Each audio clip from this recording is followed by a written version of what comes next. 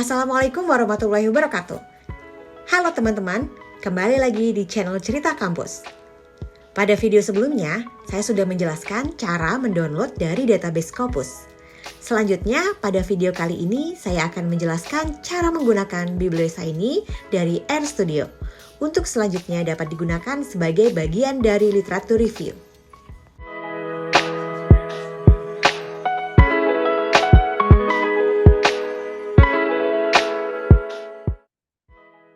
Oke, selanjutnya adalah bagaimana memasukkan database yang tadi sudah kita download ke dalam RStudio.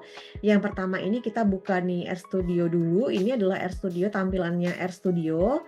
Kemudian di sini masih kosong nih teman-teman. Nah, di sebelah konsol sebelah kanan ini kita perlu mengklik bibliometrik untuk memunculkan menu bibliometriknya. Nah, kemudian di sini ada tulisan to start with the Bibliosini app, please digit Bibliosini. Jadi di copy aja ini, di copy ke sini, di copy ke bawahnya. Kemudian di blok dan di enter atau run bisa. Nah, nanti kita akan diarahkan ke halaman website untuk Bibliosini ini karena dia online dengan internet. Kita akan diarahkan ke halaman website saat sudah klik Bibliosa ini. Oke, kita coba run ya. Selanjutnya, kita akan diarahkan ke halaman website. Nah, tampilannya akan seperti ini, halaman websitenya. Ada tulisan Bibliosa ini di sebelah kanan atau di tengah ya, di yang gede ini yang ada gambarnya logonya ini, Bibliometrics ya. Nah, kemudian di sini ada tulisannya Bibliosini and Bibliometric are open source and freely available for use. Distribute by MIT license. Kemudian di sini ada nama penemunya yaitu Arya dan Cucurulo nih 2017. Ini teman-teman nanti jika menggunakan aplikasi ini teman-teman harus mensitasi penulis ini atau pembuatnya ini. Nah, kemudian di menu sebelah kiri kita ada beberapa menu. Di sini ada Bibliosa ini dan data. Kita klik yang data. Kemudian di sini ada dua, yaitu load data dan gathering data. Kemudian kita ambil datanya dari file yang sudah kita simpan tadi atau dari video sebelumnya. Itu kita sudah menyimpan atau mendownload file dalam bentuk CSV. Nah, jadi di sini kita akan ambil nih filenya, kemudian kita upload ke dalam aplikasi ini. Pertama kita pilih import raw files. Kemudian, nah di sini ada database-nya bisa dipilih. Ini database-nya ada Web of Science atau Scopus, Dimension, PubMed dan lainnya. Karena kita sudah mendownload datanya dari Scopus, kita akan pilih Scopus. Kemudian untuk memilih filenya kita browse. Dan di sini ada data yang sudah kita download, bentuknya adalah CSV. Kemudian kita klik upload. Nah, jika sudah terupload akan ada keterangan upload complete. Kemudian kita kita start. Nah, di sini nanti akan muncul completeness of bibliographic metadata. Nah, di sini ada bagian yang berwarna hijau, hijau muda, kuning, merah muda, dan merah tua. Nah, untuk yang hijau ini berarti datanya sudah komplit, tidak ada kekurangan. Kemudian affiliation ini ada hijau muda, ini berarti datanya itu ada yang missing. Nah, ini di sini ada missing 4. Kemudian corresponding author ini acceptable atau warnanya kuning. Ini berarti ada data yang missing 61. Dari total data yang kita punya adalah 375. Kemudian yang keyword plus ini ada merah muda. Ini critical berarti ada 286 data yang hilang atau missing count. Kemudian number of site references. Kemudian science kategori ini ada merah. Kemungkinan yang merah ini memang dari database-nya ini tidak ada atau tidak ditampilkan. Oke, setelah itu kita langsung close saja. Nah, di sini adalah data yang sudah kita punya. Jadi, data ini bisa save dalam bentuk Excel atau R data format. Untuk, yang kemudahan ya atau familiarity kita pasti pakai Excel, kita bisa save di Excel, kemudian nanti bisa kita gunakan sebagai database kita untuk melakukan step-step selanjutnya. Kemudian yang kedua, adalah ini filter, ini yang paling penting. Oke, kita langsung masuk ke overview aja. Jadi kita nggak perlu filter, kita pakai datanya semua ini. Kemudian yang selanjutnya adalah overview. Kita overview ini ada 4 menu di bawahnya, yaitu main information, annual scientific production, average citation, sama 3 field plot. Oke, kita pakai yang pertama kita ke main information dulu. Nah, di sini di main information ini kita akan bisa melihat gambaran dari data yang kita miliki. Total datanya atau documents-nya ada 375. Kemudian source-nya ada 158. Artinya 375 data yang kita miliki ini berasal dari 158 sumber atau jurnal. Kemudian untuk time span-nya, karena kita tadi memilih 10 tahun terakhir, berarti 2014 sampai 2024. Kemudian authors-nya ada 976, jadi dari 375 dokumen ini ada 976 authors, jadi setiap artikel itu bisa lebih dari satu author. Kemudian ada author yang single, yang hanya sendirian aja nulisnya, ini ada 30 jurnal atau 30 artikel. 30 artikel artinya sisanya itu adalah joint research. Kemudian ada international co-authorship, ini penulisnya berasal dari 2 institusi yang berbeda di 2 negara. Kemudian co-autorsnya per dokumen itu ini rata-rata 2,97. Kemudian keywords yang digunakan di keseluruhan artikel di database yang kita miliki adalah 1261. Kemudian referensinya ada 21.430. Kemudian age dokumennya itu rata-rata 4 tahun. Kemudian average citation per dokumennya sekitar 20,7. Selanjutnya adalah annual scientific production. Nah, di sini kita akan melihat bahwa tampilannya adalah tampilan chart seperti ini. Kemudian teman-teman bisa melakukan di sini, bisa mendownload gambar ini untuk nanti disertakan ke dalam artikel yang akan kita buat. Kemudian, nah di sini juga bisa ditambahkan di report yang ada di menu yang paling bawah. Nah, bentuk ini bentuknya plot ya. Kita juga bisa memilih report ini dalam bentuknya adalah tabel. Kita klik tabel dan kita bisa melihat nih, tahun 2014 itu ada artikel 14, 2015 ada artikelnya itu 12, dan seterusnya. Teman-teman bisa menampilkan sampai 50 row atau show all. Jadi bisa di show all ya. Ini karena hanya 10 tahun, jadi ini sudah 10 row aja, karena 10 tahun. Kalau misalnya lebih dari 10 tahun itu bisa lebih dari 1 halaman. Kemudian selanjutnya adalah average citation per year. Nah, ini juga sama, average citation per year ini adalah rata-rata citasi dari keseluruhan artikel setiap tahunnya. Dari tahun 2014 sampai 2024.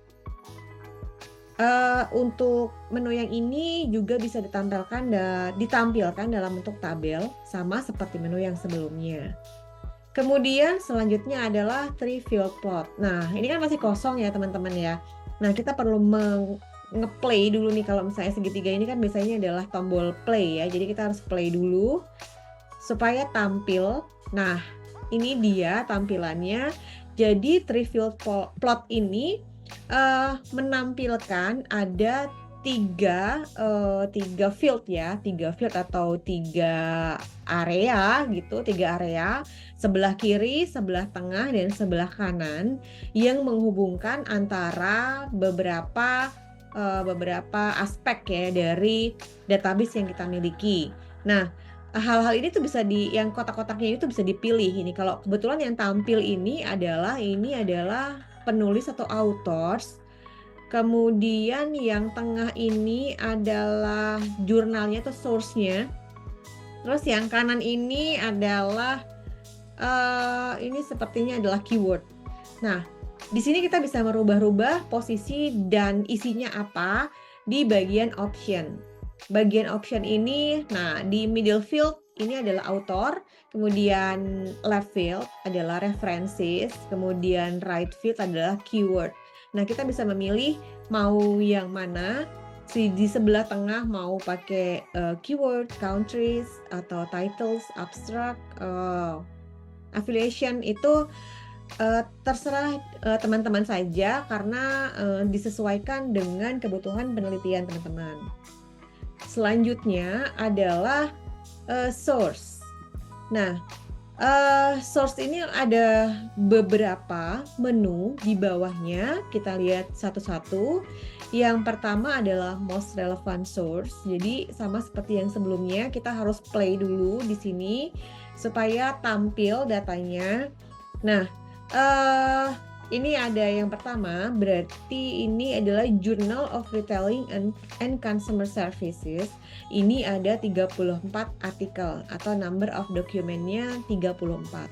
Nah, di sini berarti untuk topik yang tadi kita cari, yang paling banyak memuat jurnal yang memuat artikel yang bertopik yang kita cari tadi, yaitu impulsive buying, paling banyak dimuat di Journal of Retailing and Consumer Services.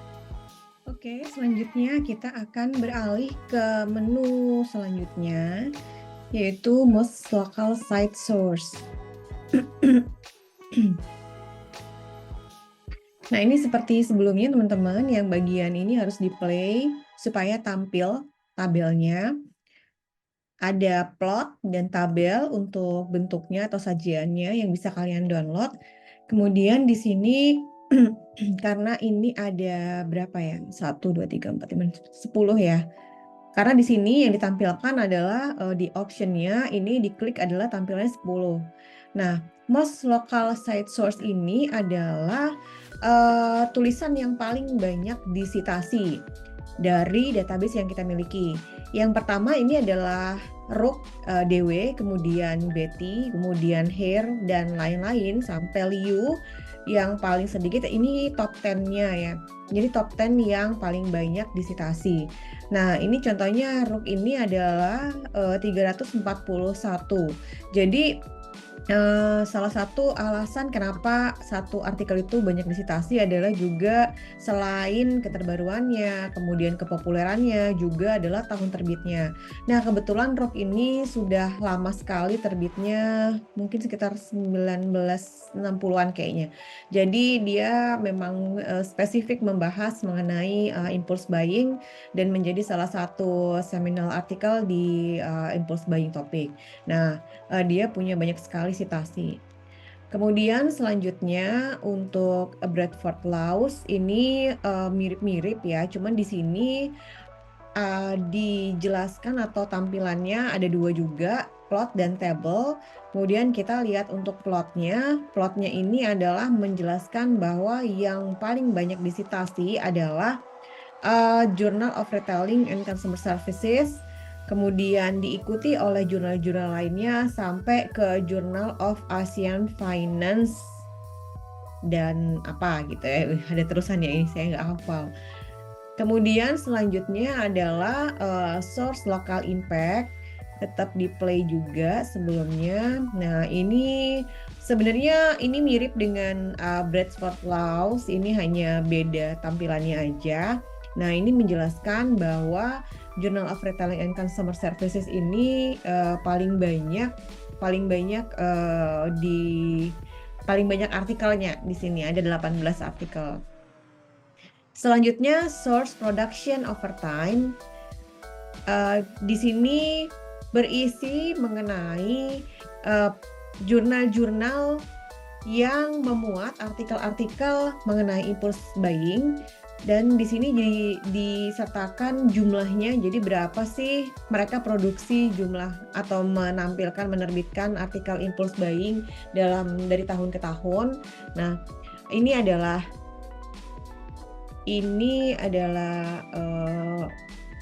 tampilannya.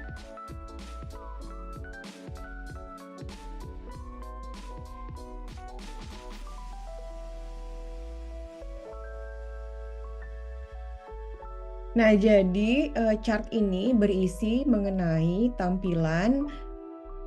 Jadi chart ini berisi mengenai berapa banyak artikel yang diterbitkan oleh jurnal-jurnal tertentu yang topiknya adalah impulse buying sesuai dengan keyword yang kita masukkan. Nah, di sini ada warna-warnanya nih ya. Ada warna ungu, ada warna biru, ada warna hijau, merah, dan lime gitu ya. Nah, merah ini adalah Asia Pacific Journal of Marketing and Logistics, kemudian yang lime ini adalah European Journal of Marketing, dan lain-lainnya disimbolkan dengan warna-warna ini. Jadi ada yang paling banyak itu sesuai dengan data sebelumnya, itu adalah Journal of Retailing and Consumer Services memang memuat mengenai artikel impulse buying itu banyak, dan dari tahun ke tahun itu cenderung meningkat jumlahnya. Selanjutnya kita masuk ke menu authors. Jadi di sini ada banyak sekali yang bisa dipilih menunya. Kita akan lihat satu-satu. Hanya saja teman-teman ini bisa memilih kira-kira menu-menu apa saja yang dibutuhkan dan perlu ditampilkan ke dalam artikel kita. Karena mungkin kalau menulis artikel kan ada keterbatasan kalimat words gitu ya, keterbatasan halaman ya, mungkin tidak semua data bisa kita tampilkan di dalam artikel kita. Karena memang di Biblioscience ini ada beberapa data itu yang sebenarnya informasinya mirip, hanya saja mungkin tampilannya beda, tampilan bentuknya kayak gini tuh beda. Ada yang bentuknya tabel, ada yang bentuknya chart seperti ini. Nah, teman-teman bisa pilih salah satu aja yang mungkin relevan dengan artikel yang akan teman-teman tulis. Yang pertama adalah most relevant authors. Jadi kita lihat di sini most relevant authors-nya yang paling banyak adalah Akram number 1 ini sampai number 10. Nah, di sini tampilannya bisa diatur melalui menu option dari number of authors yang mau kita tampilkan berapa sih. Kalau misalnya kita mau tahu top 10 authors yang paling banyak number of dokumennya siapa, atau mungkin kita butuh 20 atau mungkin kita butuh 5 aja gitu. Nah, teman-teman bisa mengatur dari menu option yang ada di kanan atas ini. Kemudian tampilannya juga sama dengan menu-menu sebelumnya, bisa bentuknya plot seperti ini atau bentuknya table. Dan untuk downloadnya juga bisa di-copy secara manual, di-download dalam bentuk CSV, bentuk Excel, PDF atau di-print. Kemudian most local site authors. Kalau most relevant authors ini tergantung dari banyak dokumennya. Kalau most local site authors ini lebih ke lokal citasinya. Nah, ini number of authors-nya. Selanjutnya, ini juga bisa ditampilkan dalam bentuk table. Kemudian selanjutnya adalah menu author production over time. Nah, ini adalah data yang ditampilkan, ini adalah data mengenai author siapa memproduksi berapa artikel. Nah, kita ambil contoh untuk Akram. Jadi Akram ini di dalam dari tahun 2017, 2018 sampai 2019 ini menulis mengenai artikel impulse buying. Artinya memang tahun-tahun sebelumnya dan sesudah tahun ini belum ada atau tidak ada artikel yang beliau tulis ini yang mengenai impulse buying. Kemudian ini number of artikelnya ada 1 di tahun 2017, kemudian di tahun 2018 ada 2, dan 2019 ada 2. Begitu juga dengan autor lainnya. Seperti misalnya ini Siva Kumaran, dia di 2014 ada 2 artikel, tapi kemudian vakum lama sampai di 2021 ada 2 artikel lagi. Dan di 2022 ada 1 artikel. Begitu seterusnya. Kemudian Latka Laus, author productivity through Latka Laus ini sebenarnya sama dengan yang tadi, melihatnya juga sama aja, dokumen written 1, number of authornya 869, jadi ada 869 yang menulis 1 dokumen yang terkait dengan impulse buying. Dan selanjutnya, kemudian untuk authors local impact ini sama kayak tadi ya, source local impact. Jadi ini number of authornya, kemudian dilihat dari edge indexnya. Jadi edge indexnya dari 10 artikel dari 10 ini berapa, kemudian Akram ini 5, dan selanjutnya ini Akram, kemudian impact measure-nya high index-nya 5, kemudian Siva Kumaran 4, dan seterusnya. Selanjutnya kita beralih ke affiliation. Affiliation ini biasanya adalah institusi di mana authors itu berasal. Jadi mungkin ini akan isinya akan nama-nama institusinya. Nah, seperti ini ya teman-teman ya. Jadi tampilannya akan seperti ini. Yang pertama adalah Beijing University of Post and Telecommunication.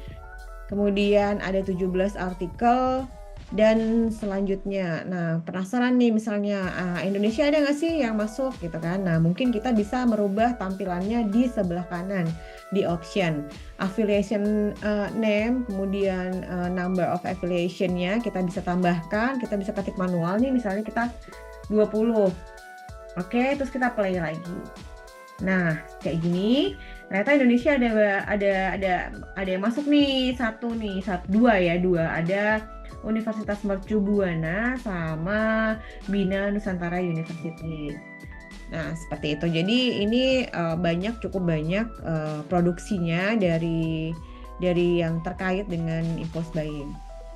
Selanjutnya affiliation production over time.